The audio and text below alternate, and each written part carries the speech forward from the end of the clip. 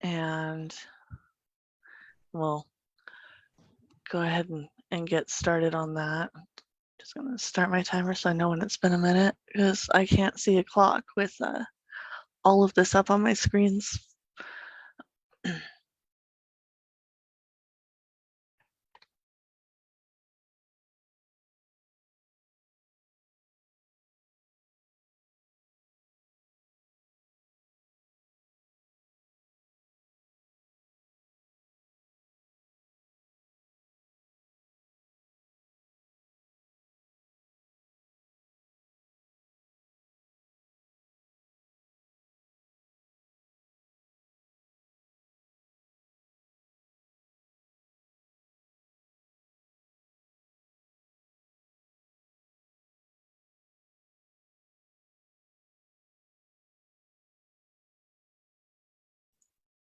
I feel like we need background music. Nice little soothing background music.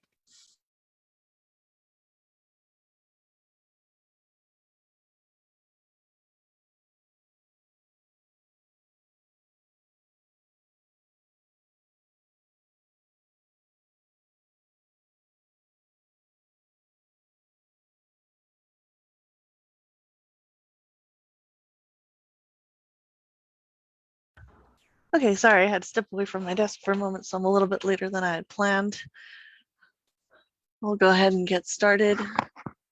All right, so this is the introduction to romance, and we're going to show just like the basic guidelines for Resurgence, along with some romance writing tips and information.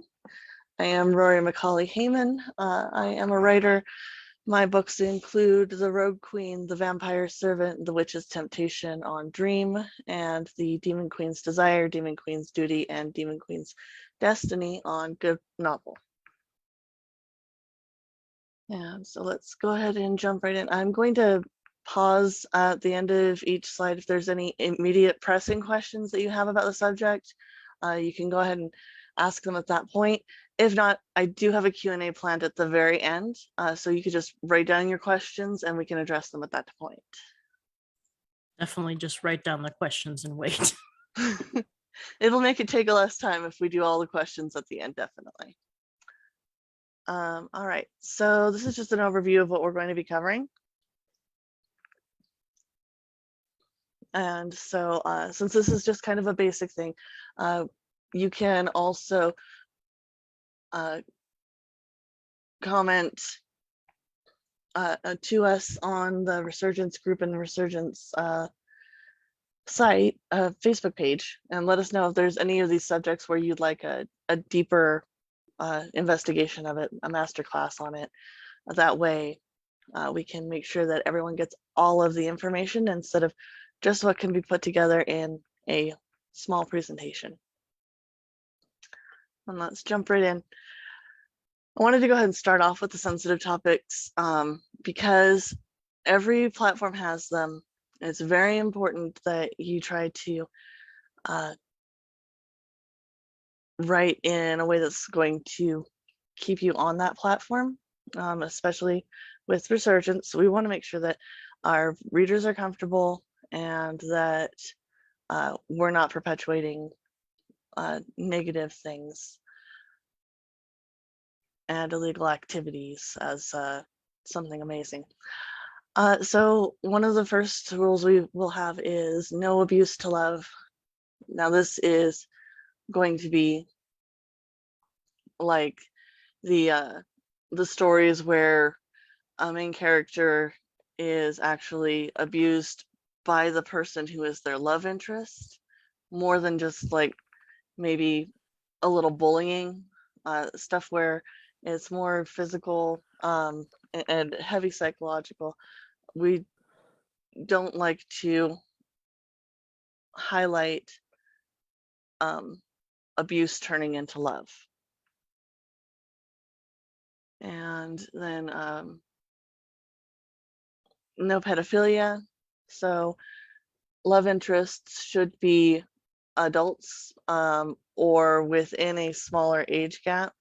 We don't want to see a 16-year-old or 30-year-old. We do not want to see a 20-year-old werewolf finding his mate who happens to be a 2-year-old baby and deciding to raise her. And we don't want to perpetuate that it's okay to love children in a non-platonic way. No bestiality. A lot of people have actually asked me on this, does it count if one character is a werewolf? If one character is in animal form, the other character is in human form, that's going to be a no.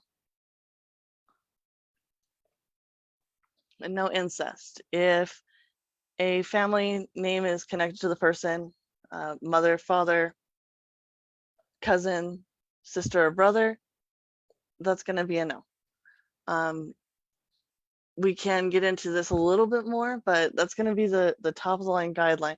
And for the most part, aside from the no abuse to love, these other three are actually rules on pretty much every platform out there. So it is very important to make sure that you are keeping those things out of there. No sexual assault framed as kink or BDSM. We don't want to see things like 50 Shades of Grey, where the characters are, where like a dominant is disregarding his sub's needs and desires in favor of his own pleasure, especially not framed as this is a part of the romance. I can understand having it like as the bad guy ex-boyfriend did this, but otherwise we're going to have to work on people's understanding of BDSM and how it is not sexual assault. Now, right now, there are no real rating restrictions, but in general, these are the things that you can expect when you're talking about a certain type of novel. With a young adult novel, you'll have no descriptions of sex or no sex. A lot of the times, if there is sex with a young adult novel, it will be a closed-door romance. So fade to black, pan to the window. Next day, it's already happened, and nobody knows what actually happened. No glorifying the use of drugs and alcohol. Now, I do know that in a lot of novels where the main characters are teenagers, you'll see things like going to parties and drinking. That's different than glorifying the use of drugs and alcohol, and you would aim that more at maybe an adult novel with young adult characters than a young adult novel. When we talk about a young adult novel, we're talking about books that are aimed at someone between the early teens and the late teens, so from 13 till roughly 18 or 19. So you're going to want to be a little more responsible with that. And of course, no cursing. The minimal cursing, you'll get the light curses, hell, damn, crap, but none of the big bad words.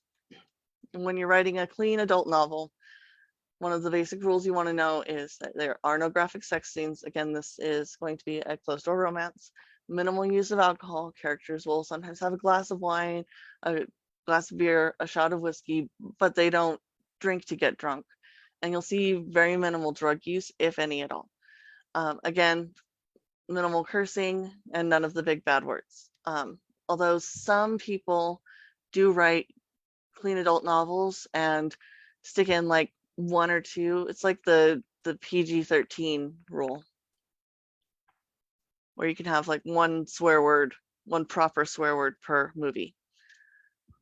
And then there's the explicit adult, where you can have extremely graphic sex scenes. You can have your characters go out and do all of the bad things and say all of the bad words, and that is okay. And there is a middle ground between clean and explicit. These are just general. If you're writing this style, this is what you're going to want to focus on having as a basic rule.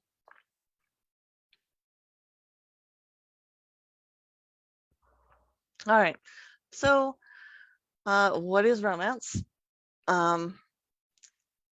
This is, I made portions of this collage, and I'm very proud of it. Sorry. So according to the Romance Writers of America, which is a well-known association of traditionally published romance authors, romance novel is a book whose central theme is the love story, and they are made up of two basic elements. There's the central love story, in which the main plot centers around the characters falling in love and struggling to make their relationship work. You can have subplots of pretty much everything. In my little collage here, you'll see this is actually sci-fi romance, and then historical romances right here. This is a supernatural romance, and the more traditional here as well. And then next is an emotionally satisfying and optimistic ending. I know it's a big thing to end on a sad note, which is great, but the character should feel optimistic about their future. Maybe the relationship didn't work out, but they're happy about where they're at now and that they've had the experience. And in a romance, the characters will risk and struggle for each other. So the emotionally satisfying and optimistic ending is kind of the big happy or the big payoff, the happy ever after. In general, romance novels can have pretty much any tone or style. They can be set any time and place. They have varying levels of sensuality and sexuality, from the sweet, maybe they kiss a little bit, to the extremely sensual, there is a steamy scene or a sex scene pretty much every 2 chapters or so. And these are the settings and distinctions that create specific subgenres. So I'm just going to go over some of the subgenres here. And these are basically going to be the major groupings of genre that are in the or that are recognized by the Romance Writers of America. So first is contemporary romance. Oh, I'm sorry, Amanda. I saw that you were intrigued by the Kraken's Mate. I also was intrigued by the Kraken's Mate. And I decided that because I would probably get way too into it, I was going to search that later. So contemporary romance is the first one that they put up there. And it is basically, this is just kind of a time frame. Contemporary refers to books that are set from the 1950s to the present, and will focus primarily on the relationship rather than, what's happening in the world. Next is erotic romance. So these will feature strong, often explicit sex scenes as an inherent part of the love story. You'll see that it is a big part of the character growth, the relationship development, and it cannot be removed from the story without damaging the storyline. That's one of the things that's very important when you're looking at something like the erotic, the paranormal, the romance with spiritual elements and things. And I'll go into that a little bit later there too. And so, like some of these other subgenres, they can include even more subgenres. So you'll see erotic romance in paranormal, historical, even like the romantic suspense. I can imagine would have quite a few options for that. But so historical romance is defined as the romance novels that are set prior to 1950. These ones are going to require you to do more research. You want to make sure that you don't do something like have a character sing a song in 1850 that wasn't actually written until 1870. And so make sure that your research is always tight if you're going with historical romance, because there are some things that have changed over the centuries.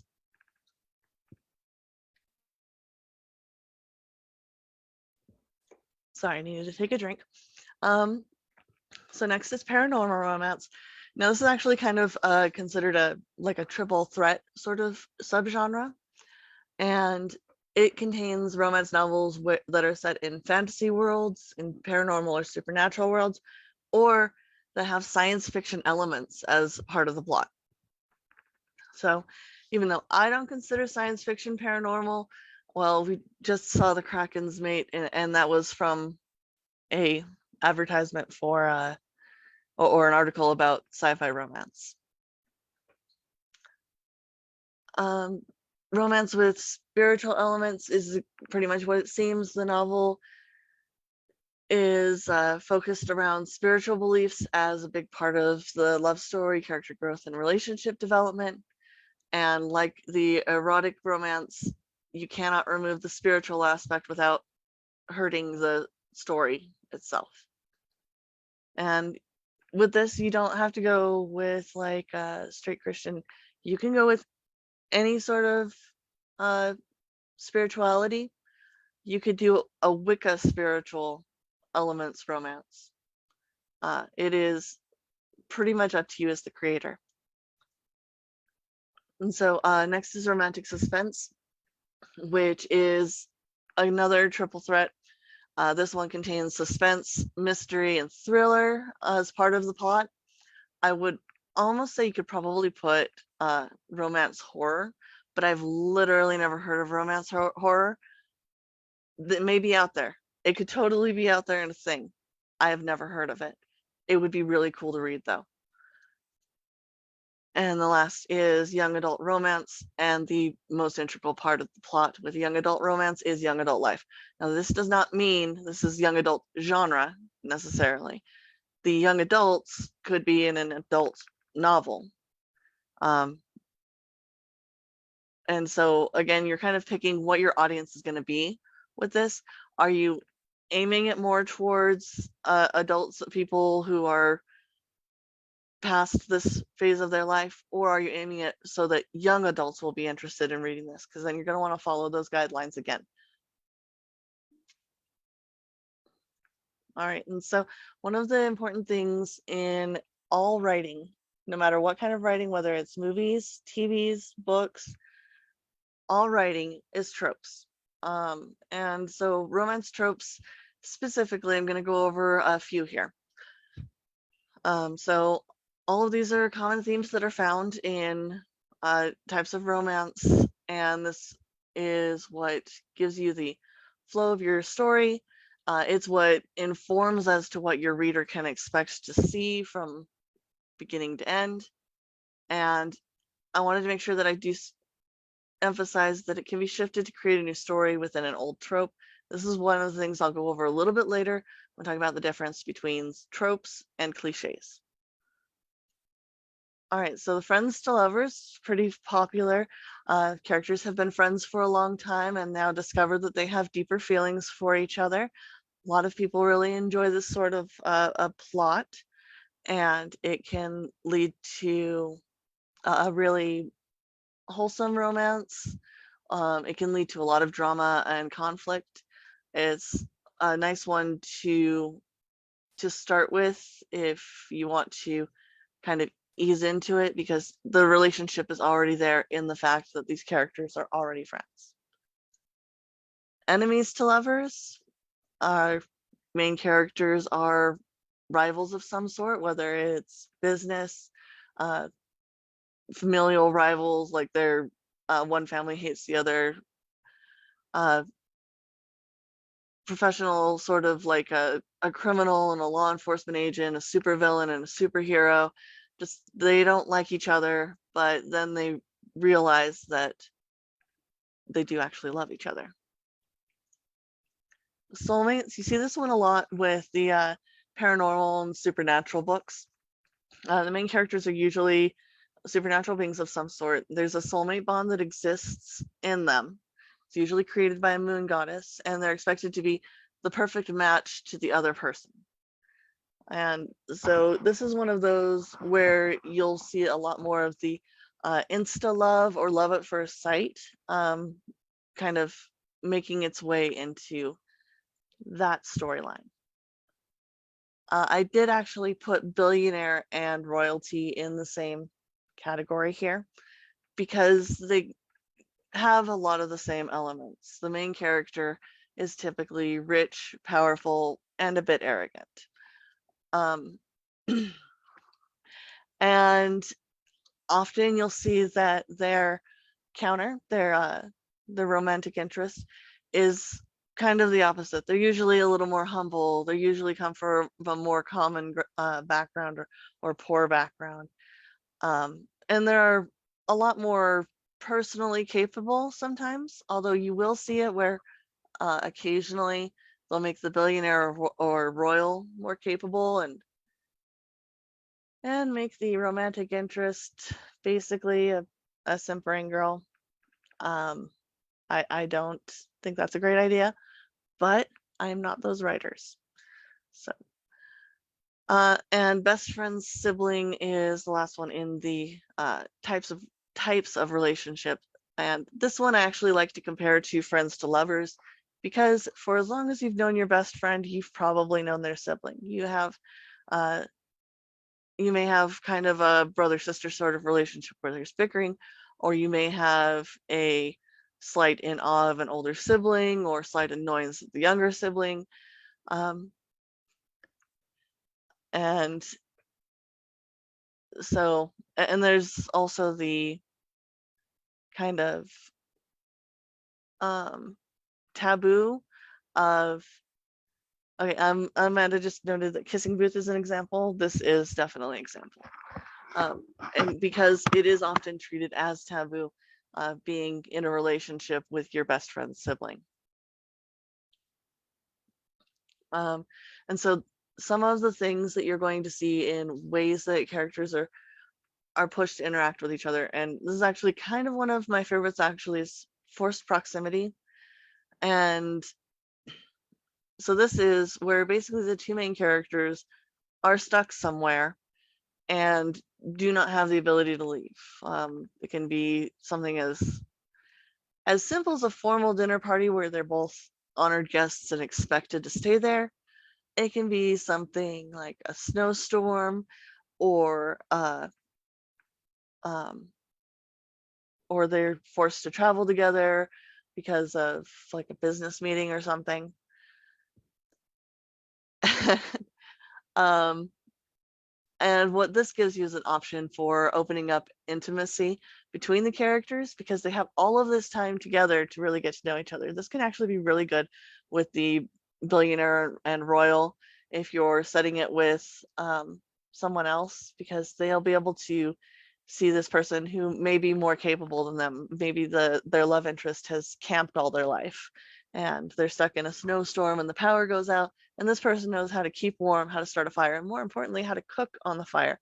Not a lot of people know how to cook over an open flame, which is sad. I mean, but I'm gonna move on. Fake relationships. So this is where the characters have to pretend that they're in a relationship. So like I've seen a couple Hallmark movies with this, oh my gosh, my amazing fiance dumped me or my amazing boyfriend dumped me and I need to go home and not look like a loser. So I'm going to hire a dude and he is going to be my pretend boyfriend. And then they fall in actual love. Mistaken identity, you'll see this one with the amnesia subplot as well, where one of the characters assumes that the other one is someone important. They'll wake up from uh, a coma or something. This person has been or is close to them. They feel like they can trust them. This must obviously be their boyfriend, husband, fiance, wife, girlfriend. But in actuality, it's someone else. It's a candy striper, it's a nurse, it's their enemy. You can actually see kind of this one actually played out in You've Got Mail, the Meg Ryan and Tom Hanks movie from the 90s. That is a mistaken identity. Technically. Not actually, but technically. Yes, and While You Were Sleeping is also a good example.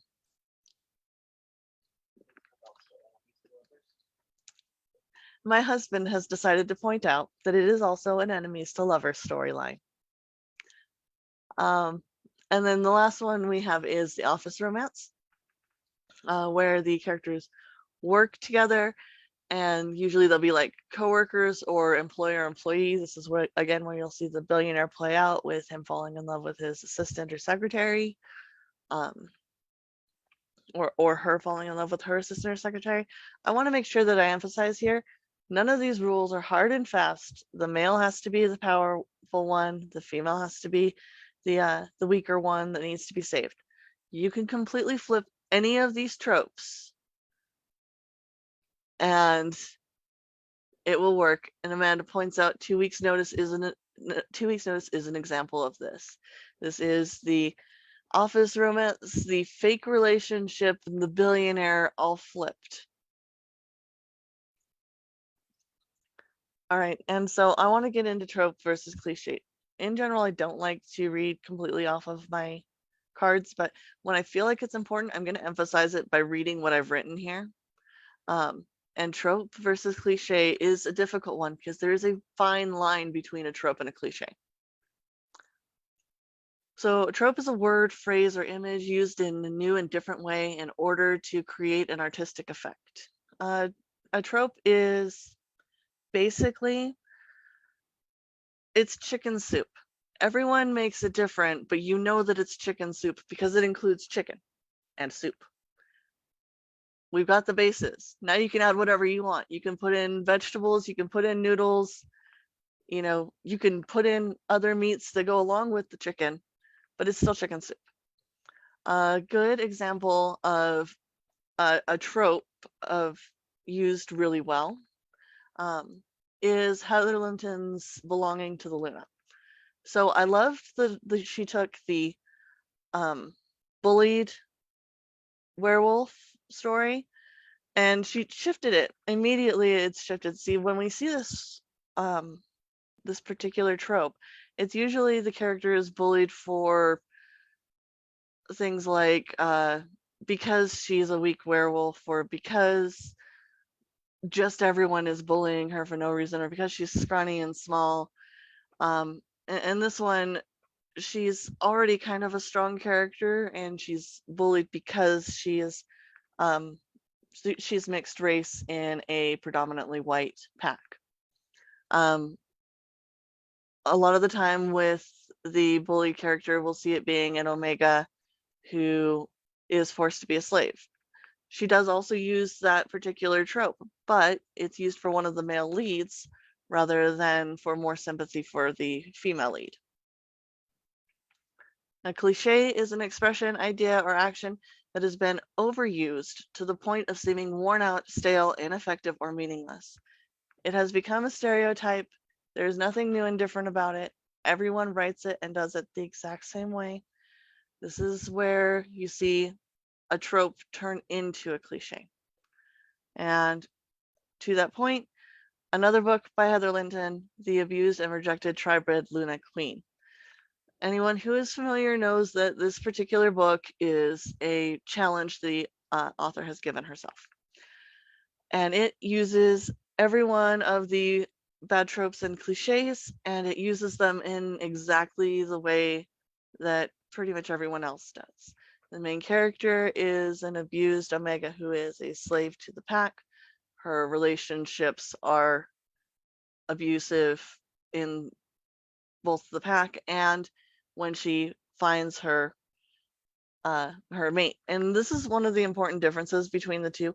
When Jazz in Belonging to the Luna is bullied, she does not for a moment think, my mate is going to come and save me and give me a better life and everything will be perfect.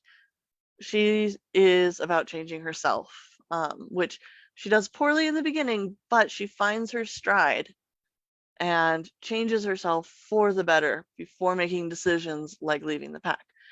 And with Chastity in The Abused and Rejected Tribrid Luna Queen, it is still that, my mate is going to save me and give me the perfect life, and then it doesn't work out that way.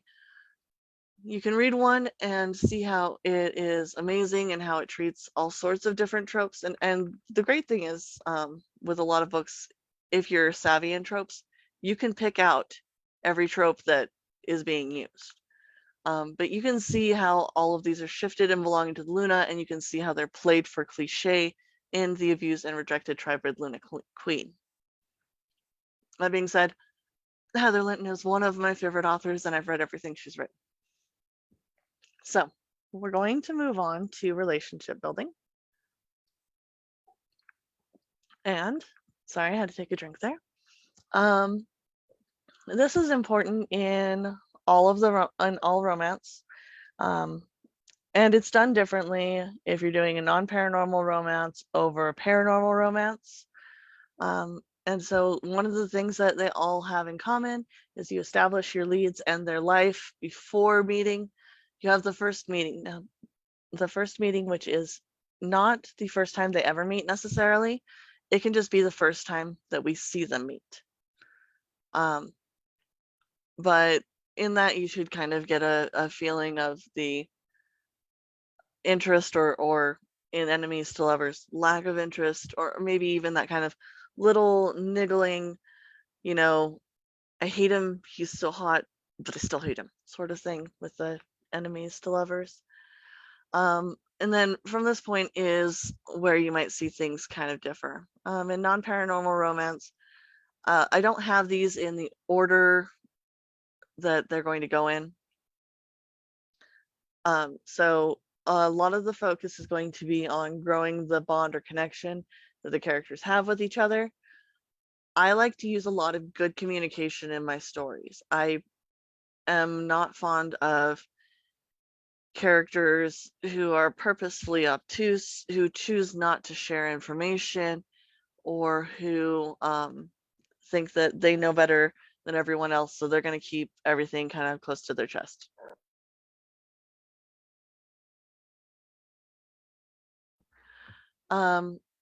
I emphasize caring and protectiveness over possessiveness, and we're going to get into possessiveness versus controlling later, or possessiveness versus protectiveness later. There's the passion. So even in the buildup, you're going to kind of see the level of steam rising, and it will burst into the passionate connection.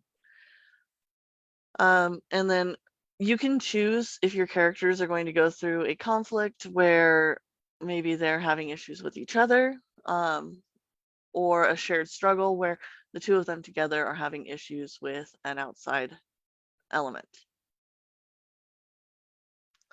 When you switch it to paranormal romance and mate bonds, you're going to have the initial pull of the bond if you're going with the mate bond, and the struggle or acceptance. So we read sometimes of characters who don't want to mate, and they find their mate, and then they struggle a little bit with it. Or you'll see the characters who really want to mate, and as soon as they see them, they say, yes, that is my person, and I'm going to be with them forever. And sometimes these are the male lead and the female lead in a story, in the same story. Growing the bond is important in this as well, because you're going to have your characters having a deeper interest in each other when it comes to the paranormal romance.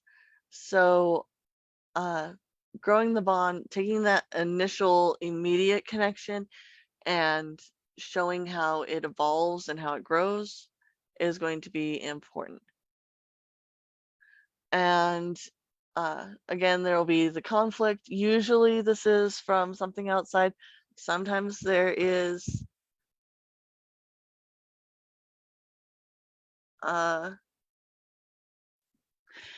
sometimes there is the internal conflict. Oh, I'm sorry. Can you turn off your microphone? Everyone just double check that you're on mute. Okay. So Heather points out that in the Assassin's Mate, her female lead wanted nothing to do with a mate, and the male lead was like, oh yes, I finally found her. This is a great example of that particular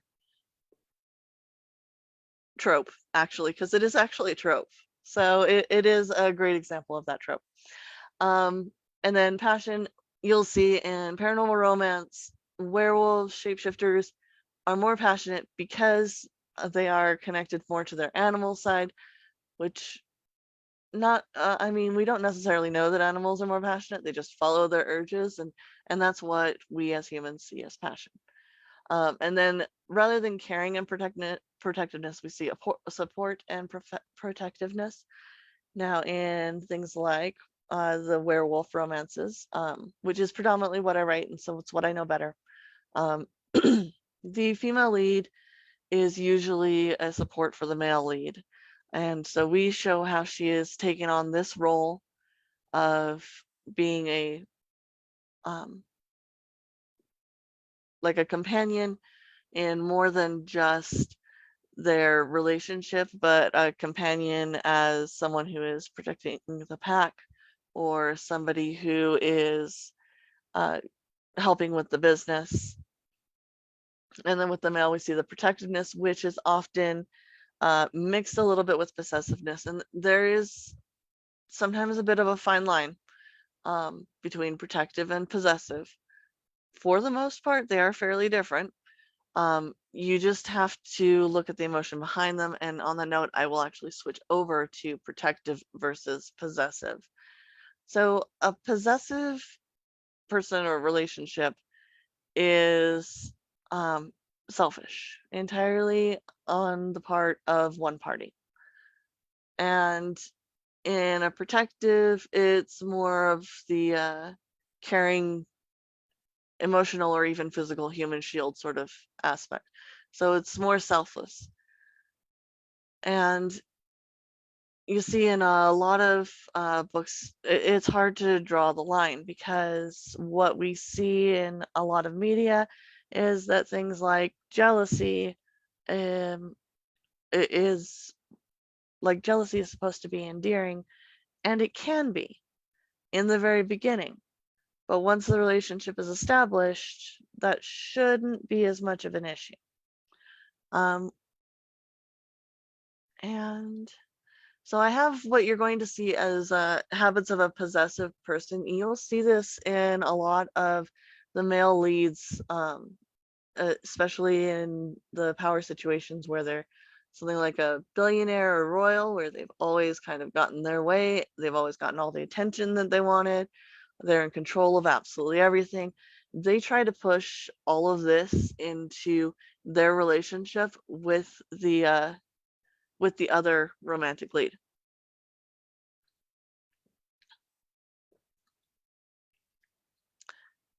And then with the habits of a protective person, you'll see things like a more caring attitude. They may seem like they're controlling, telling the other character, "I don't want you going out alone," or "I don't want you going out alone at night." And usually it's something like they'll offer to go with them, or they'll express that, "I don't want you to go because I'm worried about you and your safety." It's not, "You don't go because I told you not to go." Um, Instead of forcing changes on their uh, significant other, they will introduce them to new things, but let them make their own decisions. This can actually be really cute scenes where um, a guy tries to introduce his girlfriend or his mate to something he really likes, and he's really hopeful, and it doesn't quite work out. Um, or she gets so super into it that he is uh, just like absolutely over the moon. Uh, One of the things that you want to definitely remember with this, and I'm going to take a moment, just everyone make sure that you're on mute, so we don't have any background noise really. One of the things that is very important is that even though it may seem like the protective person overshadows the relationship a little bit, it doesn't feel like he's a barrier to the freedom, or he or she is the barrier to the freedom of the other romantic lead. And I had actually gotten a question on the event itself. Someone had asked about controlling and possessiveness, especially if there's a dominant aspect in the bedroom, and how not to spill it into the relationship as a whole and make it seem like an abusive relationship is romantic. This is actually a really great question, because we want to, in some cases, show things like the BDSM lifestyle, but we don't want to show it as abuse, and we don't want to paint it in a negative light. And so I wanted to address this right here at the turning point between going over protective versus possessive and going over BDSM as abuse or versus abuse. Sorry, mixed up my words there. So with BDSM and abuse, a lot of people may see, again, another fine line, because in some parts of the sadomasochism subset there, you will see,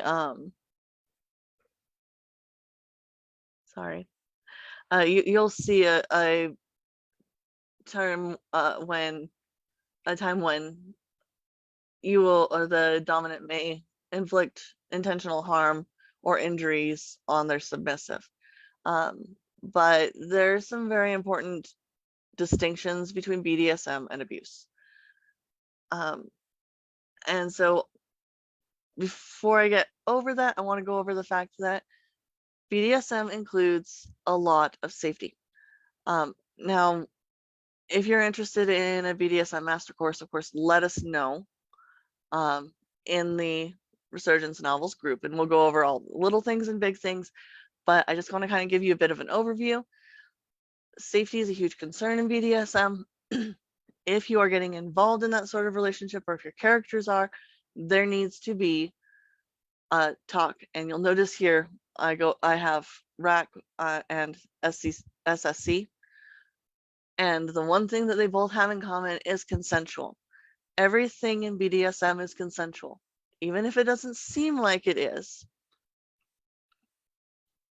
It is actually decided upon before time and then acted upon in scene.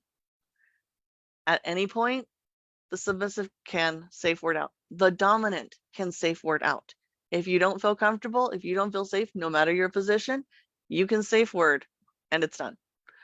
So RAC is the risk-aware, consensual kink. So risk-aware is that all parties are informed and they know what the risks are in the whatever they're going to be doing. It is consensual, and it's not just regular consent. This has to be completely sober consent. No drugs, no alcohol, no in the moment. This is something where you've talked about it before and all parties have said, yes, this is definitely something we're cool with. With SEC, which actually came out before RAC. SEC came out like the 1980s, and RAC was sometime a little later on when they said that SEC or SSC, sorry, verbal issue, SSC is just not covering quite enough. So it means safe, sane, and consensual. It is about maintaining the level of safety in your play. It is about making sure that everyone is sober, not under the influence of drugs or alcohol, and can still kind of be in that fantasy without going completely overboard. And again, consensual, both parties soberly agree that these are the rules, this is what's going to happen, and it's done. And then I put the traffic light system in there as an example of types of safe words. So red means absolutely stop. Yellow means hang on a minute, kind of ease off. I'm not feeling as safe, but you can keep going. And green is go. If a dominant is worried that their submissive may not be feeling what's going on, or may be upset about what's going on, but the submissive hasn't safe worded, they can ask, "Are you okay?" And submissive can tell them green, and they know that they are definitely good. And so dominance and submission is a big part of BDSM. We often see portrayals of hard doms or dollar store dominance, which are the people who basically want to have a controlling, abusive relationship with someone who is entirely submissive to them and has no actual knowledge of how BDSM works. A hard dom you'll see often engaging more in the sadomasochism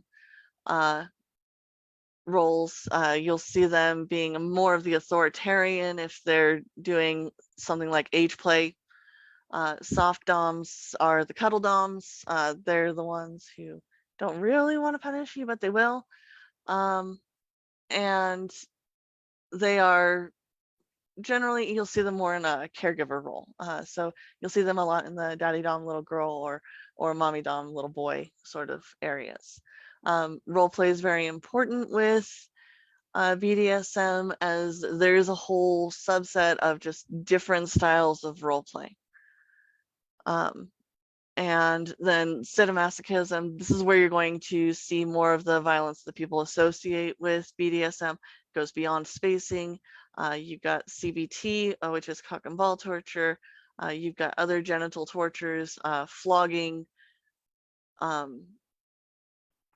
wouldn't necessarily put shibari or Japanese bondage into the sadomasochism area, but you'll get things like suspension as well. And then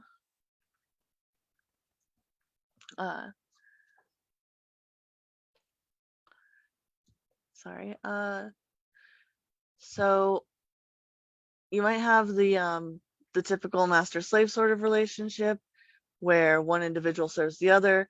A lot of the time you'll see people describe themselves as a service submissive. And that means that what they really enjoy and what really kind of gets them feeling good and in their subspace is taking care of their master or their dom. And then you'll get just like the basic dominance and submission, where there's just kind of a ritual of this character or this person being in charge and the submissive doing what they want. It's all a matter of the difference in kink, which I kind of accidentally did my bullets a little wrong here, and so I apologize. So 50 Shades of Grey is not right. And it has been called out repeatedly by members of the BDSM community for things like, very specifically, I'm just going to mention the one that always stood out to me is that the female lead safe words and the male lead keeps going. Even in the sadomasochism, that is a no-go. As soon as a safe word is uttered, everything stops. You stop and you start administering aftercare. That is it. Sorry, I'm a little passionate on that. Now, there is BDSM in literature, and there is some amazing BDSM in literature. And it goes all the way back to books written in 17 and 1800s even. So it's not like this is a completely new thing. It's just more in the public light now. And the central work in modern BDSM, and I do have this actually in my library to be read. I haven't read it yet. Is The Story of O, which is from 1954, and it's considered like one of the best works with the best characterization of it. You might consider books like Anne Rice's Claiming of Sleeping Beauty, and Exit to Eden, and 9.5 Weeks, which I know that there's the movie, but I never actually saw the book. So that was a new one for me. And A Taste of Honey by Bob Flanagan, which I know he has several books, but that was one of the ones that I saw when I was newer. Oh, Lucy, was that 9.5 weeks, or was that the story of O that you were talking about in the chat? Or was it Taste of Honey? A story of O? Awesome. I'm really excited to read it, but I haven't had time with all the writing. Okay, so moving on, age gap versus pedophilia. Extremely important to know the difference between an age gap and pedophilia. Like I said before, we don't want to see a 16-year-old with a 30-year-old.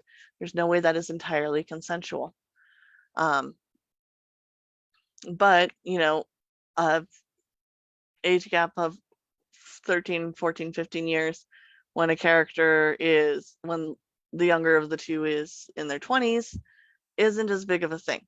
You'll see that as a character gets older, the larger age gaps don't matter as much.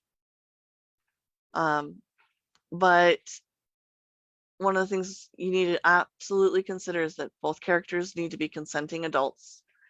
And consent is not just, oh, yes, I will engage with you. It is also, oh, yes, I have the power to say no. And a lot of the romances that are the office romance where the one character is the boss and the other is the assistant or the secretary, you have to consider whether or not your power dynamic is going to be to the point where she feels that she can say no, or he feels that he can say no at any point to the powerful person. Which again, I do believe we see in a couple of other movies and books, is that the less powerful character doesn't have the ability to actually consent to the relationship. And now there are relationships where a person is or has turned 18 or is 18, just at the edge of what we generally consider adult, and they get involved with someone who's older. I've even used this in my book, The Rogue Queen. There's a 19-year age gap between my female lead and my male lead, and she is 18. The difference is emotional and mental maturity. At 18, she is the head of a large collective. She is extremely responsible. She has lived through lots of things in her life, and she is absolutely not an innocent young woman. And so her relationship with him isn't about her needing him or needing a father figure. It is actually about wanting to grow a relationship with someone who is as emotionally mature as she is. She wouldn't be able to really date anyone who is within like 5 years of her, because they're going to still kind of be in that child mindset. But the difference is he didn't really know her before she was an adult. He knew her as she was an adult. And that's where we kind of draw the line. If a character knows, if the older character knows the younger character before, things get a little dicey and you can be accused of grooming, which is when someone builds a relationship or emotional connection with a child or young person so they can manipulate them and basically be better able to abuse them. When you're addressing your age gap, I'm just going to leave the pedophilia behind, talk about age gap in and of itself. First thing that you need to decide as the writer is your relationship going to be short-term or long-term? Is your love story going to be a crazy romantic fling between two people, one recapturing their youth, one feeling like an adult or for the first time, or feeling older for the first time? It could be someone who's just finished college, but they felt like a kid because their parents made them stay home, and they were basically still treated like a child even though they were legally an adult. And then there's an older person who shows an interest in them, making them feel more grown up, making the older person feel younger. Kind of one of those hot and fast. We didn't know what it was when it happened. We're really glad that it happened, but it could never be permanent. Or are you looking at a long-term relationship where you're going to want to build the relationship and not focus on the age as much? There can be differences. There are, of course, always life differences. But if you focus on the age, it really makes it a little difficult. And you want to make sure that they are sharing the same long-term goals, because that is very important to a successful relationship. If they want children, you're going to want to make that something that they talk about. If she's older and he's younger and they want children, but she is very successful in her career, doesn't want to take time off for maternity, they can start talking about adoption. Especially if she never really thought about having kids before, but she'd really like to raise a child with this person that she's fallen in love with. And then, of course, the reverse, if he's older and she's younger, you have to talk about things like what his goals are, because of the fact that with him being older, he won't necessarily be alive as long. It is something that not a lot of people want to focus on because they see it as a real downer, but I see it as kind of realistic. The last thing you want to consider with this is, do the characters have friends and family that support it?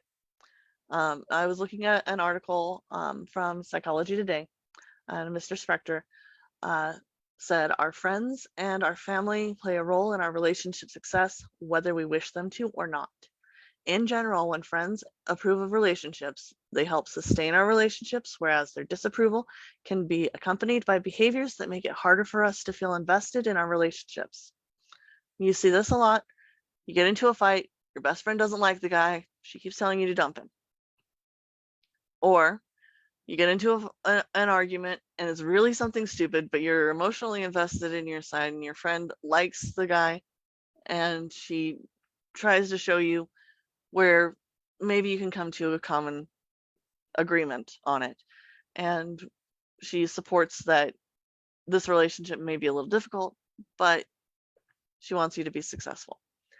And so I actually did kind of a sneaky little poll on Facebook in a popular romance writing platforms private group. And I asked them about age gaps. What is and is not acceptable as a reader? And so just in 24 hours, we got an overwhelming majority who say that love isn't about age. And so as long as you treat it well, there is absolutely no reason why the age should matter. In general, the ones who pick years say no more than 9 years, 10 years. And of course, we had to add in there that the male lead being younger and the female lead being older is also good. This is something we don't see a lot of right now in books, media, but it is something that there are people who obviously want it. And I think that it's a good idea to consider it. If you're thinking of a new story and you want to write something different, consider making your female lead older. All right, so next I'm just going to go over closed door romance versus erotica.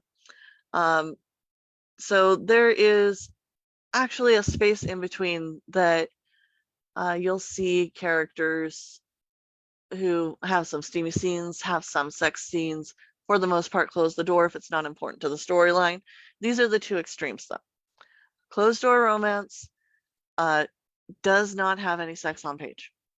So every single time that sex happens, it is fade to black, it is the door closed, and the next morning the characters can be like, oh, that was great, but you don't see any of the more physical side of that. In closed door romances, you're going to want to put more emphasis on the relationship, on all the sweet little moments, on everything that grows. You'll see that there are a lot of closed door romances that are slow burns, because in erotica, we want it fast. I've got that listed there. Instant infatuation is a big thing in erotica, which is why you'll see a lot more of the paranormal or supernatural mate bond, werewolf, instant infatuation, because it lends to being able to make that shift into erotica. But with the closed door romance, it is all about building up that kind of realistic, genuine experience where you get really invested and connected to these characters as they fall more slowly in love. And it isn't about the sexual payoff. because of various reasons. You'll see a lot of spiritual romance, especially like Christian romance, is closed door romance, or they don't get beyond kissing and hand holding.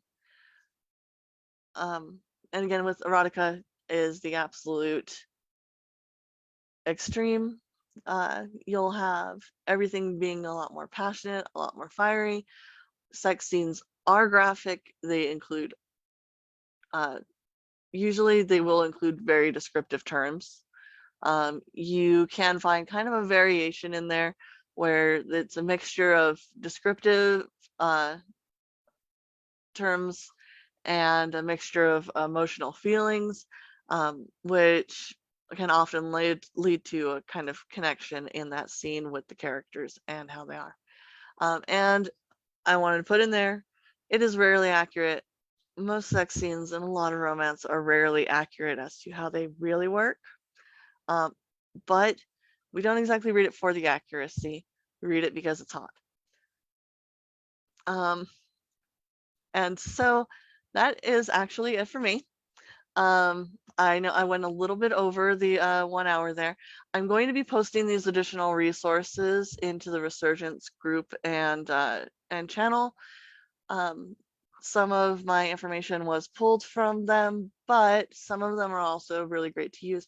And I do definitely recommend checking out TV tropes in the romance novel tropes.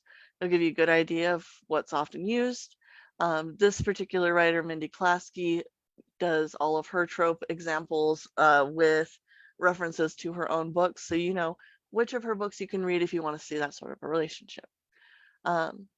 And it was really hard to find something for writing men that wasn't condescending, and for writing women that wasn't condescending.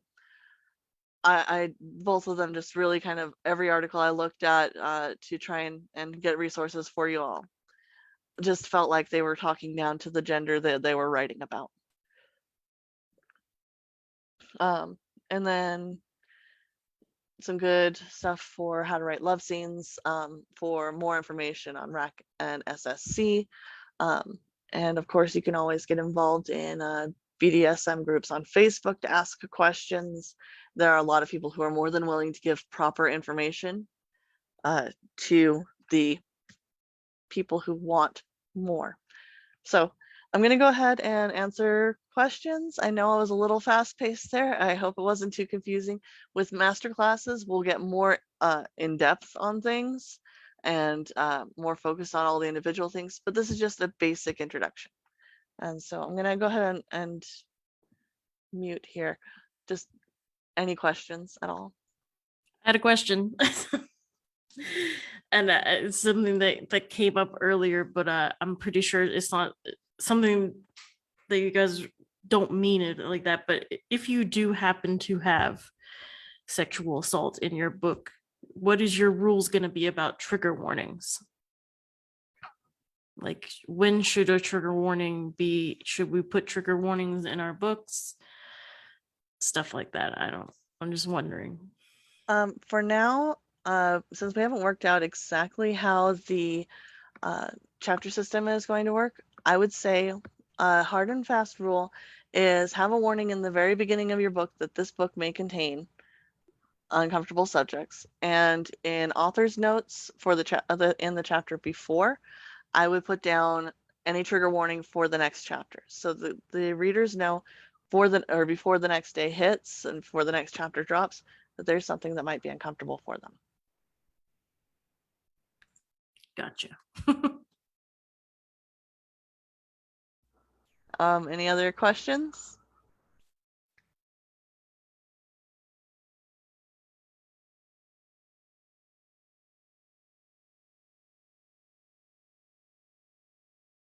Maureen is asking on the in the chat.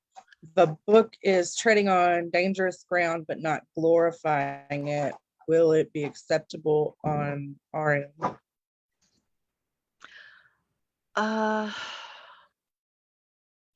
It's gonna depend on what the resolution ends up being, I think.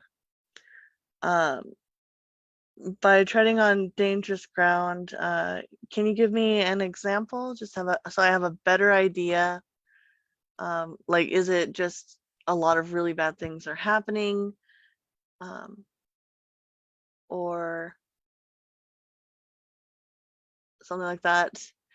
Because you'll see a lot of these books. I read one about a year ago with a main character who had she was abused and mistreated. Her mate ended up being one of the people who was abusing and bullying her.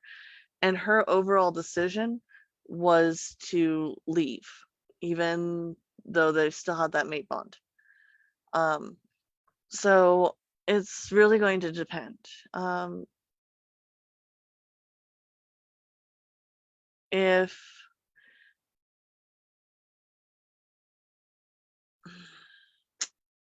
I would have to say that we would need to see what the synopsis was and how it was going to be treated. But not glorifying it, I think would lend a little bit closer toward the acceptance.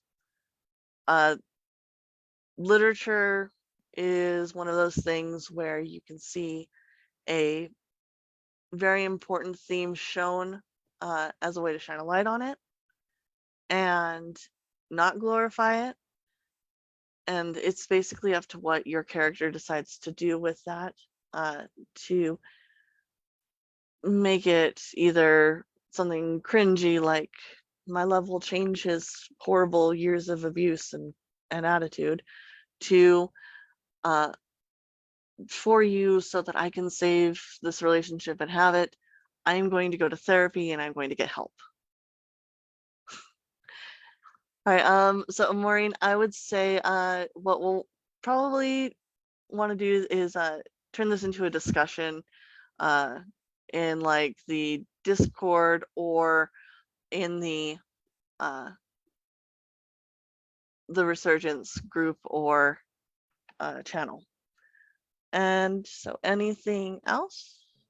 I am gonna step in here for just a second, Lori, and say that dangerous but not glorifying, line walking, those are gonna be a yes with strings, and we are gonna reserve the right to tell you, hey, this chapter that you've submitted is not acceptable. This is why, and you need to change it. That way we can ensure that you're not crossing that line. Those sorts of things will require more information to be given before they're approved to go live. And they will also be monitored extremely closely to make sure that they're not handling it appropriately on, for the submission. And then once it's approved, they dip off into territory that's unacceptable for us.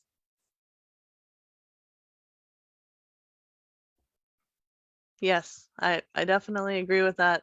I'm sorry, I get a little flustered sometimes, and I was like, wait a minute, what's the right answer? The links that you post here, are you guys gonna post those somewhere so we can like? Yes, we're gonna put those. I will add those to the Discord. I will add them in the group, and I will add them on the Resurgence page because I want to make sure that people have access to them.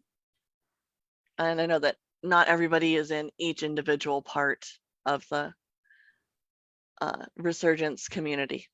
Yeah. I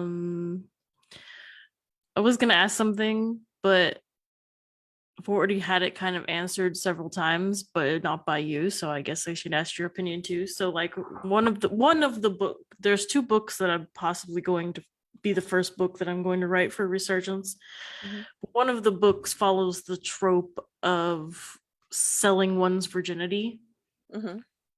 And if a woman is selling herself, that is not glorifying something bad in your opinion, because in my opinion, if you think that that's bad, then maybe you think sex workers are bad, and I don't think sex work is bad at all, like because they are, they're doing it consensually. Okay. I definitely agree. So as a member of the BDSM community and as a bisexual person and as a person who was taught how to drive by a prostitute, I have no problem with sex workers. Yeah. Selling your body sexually to me is no different than selling your body professionally to someone who wants you to work in a warehouse. So as long as it's treated properly, as long as it's definitely this person's decision and it is consensual, I don't see where it would be a problem. I think that we'd probably want to ask Heather on this. Oh, I've already asked her. We've already talked about it because I've already like sent her as part of the storyline for it and everything. As I said, I just wanted your opinion. Oh Also, yeah, it's definitely my it's, opinion that it's not a big thing to me. Also, it's technically a legal activity. It is technically illegal in some states and countries, but not in all. Yeah, but I think in mine it's gonna be technically illegal because she's doing it on the black market. Well, there are a lot of things that are illegal until they're not. Very much. But at the end, really, she doesn't like go through with it. So at the end, it's really not illegal, I guess. Right, and research is never illegal. I mean, okay, True. yeah, it is, but but that's why you use safe searches or incognito mode. And the VPN. My husband has added and a VPN. Well, I have that too. But I'm just saying because I was thinking like, well, maybe it's technically a legal activity, but it's also not glorifying it in the same thing because literally my character is in a tough financial situation, which is why it happens. The reason that it's an illegal activity, and I mean, absolutely. That's kind of a political thing, to be honest. But yeah, I mean, absolutely no offense to people who are religious, but this is actually part of Christian morality, the Puritan ideals that came with pretty much America.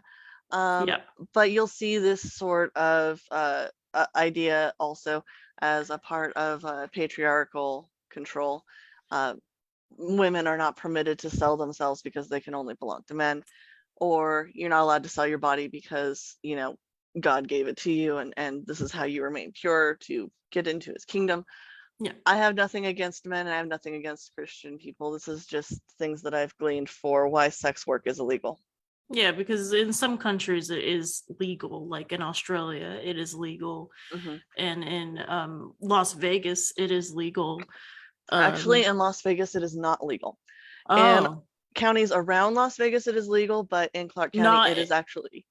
I always thought it in Las Vegas, but it's just around. Nope. Okay. There are different areas of the state, different counties of the state where prostitution is legal. That is where you'll find things like the Moonlight Bunny Ranch. Yeah. That's what I'm thinking of because I've seen a documentary on it. But you are right. I think it was like out of. It's out in the desert. Yeah. But in Las Vegas itself, prostitution is illegal. Yeah. Here in the Netherlands, I believe it's legal, but only in Amsterdam. I think. I don't think it's legal everywhere. Yeah. I could be wrong about that. I'm not very well informed, but again, incognito mode in Google will generally help you with that. Just so you know, people don't so that the powers that be are like not going to see that you're looking. Yeah, and well, you know, unless they're watching this video.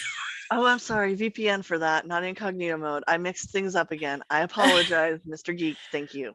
Because I guess one trope in that thing would be like Pretty Woman, you know, like she is a sex worker, and you know, and I don't honestly, if you really think about it, in the romance genre, there is really not, like, I cannot think off the top of my head like any other thing other than Pretty Woman where the lead person is a sex worker.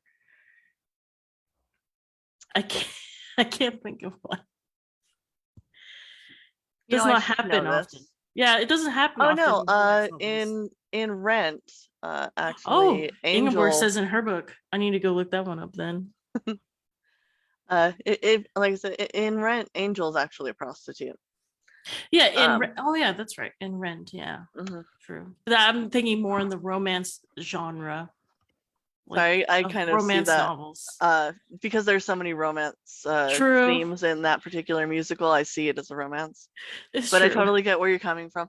There are some out there. I would have to do some research to find. I'm pretty Uh, sure there are. It's just like in the mainstream part of it, like you mhm, barely ever hear about it. Like, and not even in historical romances either, which would seem like that should happen. But usually, the sex worker in the historical romance is in the bad guy position mhm, because they're either like in the mistress position, trying to take away the man from mhm. from the wife or something like that. They're never in the predominant big Moulin Rouge. Oh, there's another one. Thank you. Moulin Mhm. Rouge.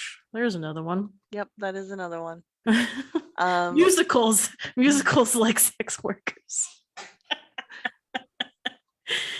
That's what it I seems. mean, it's uh, they look a little bit more at the other side of things. With a lot of novels, you'll actually see people kind of looking at the glittery side. You do um sometimes see.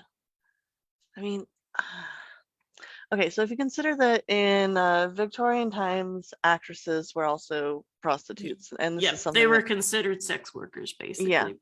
Yeah. So I personally like Gail Carriger's Parasol Protectorate series, um, where the main character is, of course, a very stuffy, proper woman, but there's like a side character who's not played as a bad guy. She's just kind of someone doing their job so they can get um, the goals that they want. She's actually what I would consider a strong female lead because she is not depending on someone else to give her anything. She's working for it. She's taking responsibility for her actions as she moves forward in the world, but she is just basically a side character who occasionally appears from time to time. Mm. Um, so, you'll see a mix of things. I've seen in Jude Devereaux books where the man's mistress was like, "Well, if if you want him, and you say that this is done, then I guess this is done," instead of being more of the greedy and selfish. Generally, in things like if you look at times when men would have mistresses and it was socially acceptable for them to keep their mistresses in a nice house and give them a lot of things, and they were actually known as the mistress of that man. Um, Mhm. if he moved on, if he decided to have a completely monogamous relationship with his wife, or if he decided to change mistresses, usually he would give her referrals so that she could move on to another man. Um, Yeah, I think you kind of see that in Bridgerton, mhm, um, in the Bridgerton, because um, the guy who's the next book about, which I can't remember his name right now. The head of the Bridgerton family has a mhm, mistress, though he does her really dirty, like really bad in the show. I have not read the first book of Bridgerton. I've only read the second book, but the way that he treats her in that first series, at least, because I've only ever watched the series, was pretty dirty. mhm. He just kind of just dumped her and did not do what you said, like giving her referrals and stuff. He just kind of just bye. Yeah,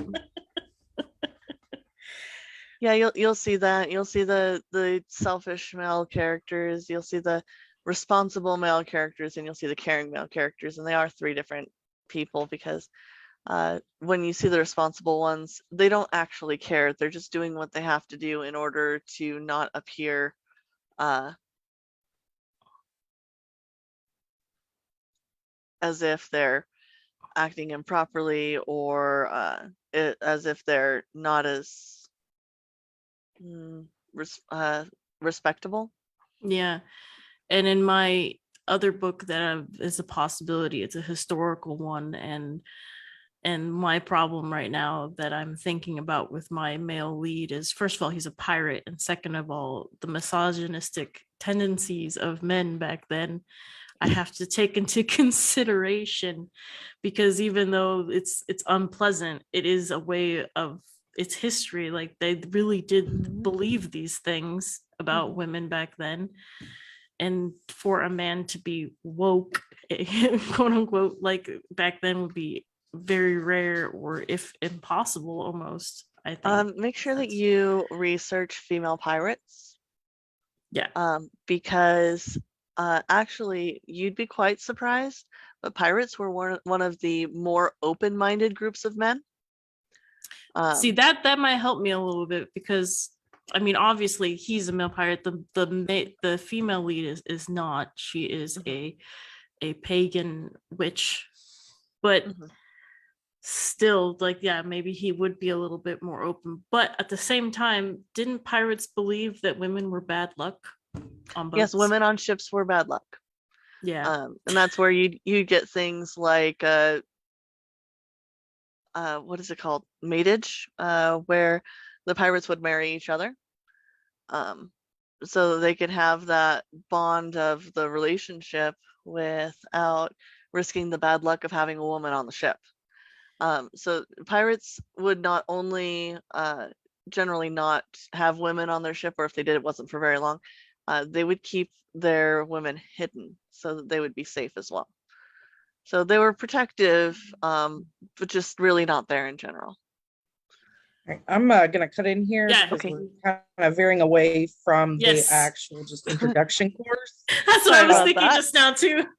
I am, of course, always open. If anyone wants to message me on Discord, we can chat there. Or I'm usually not on Facebook a lot because I'm writing, but I can talk on Discord while I write, like verbally. So, Sorry Um, about that, Heather. I was just like, wait, we're kind of straying off the topic here. Sorry. if there are no more questions, I am going to just remind everybody that we have the free character development coming up.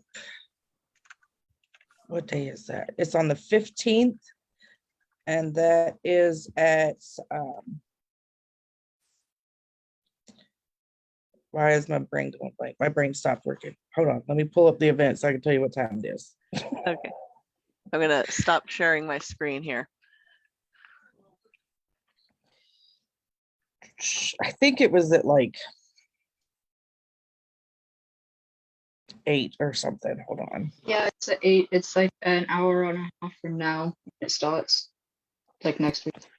Yeah, it's at 3 p.m. Eastern, 8 p.m. UTC. And then from there, we are going to be looking at times where you can book paid sessions with the hosts for the different free workshops,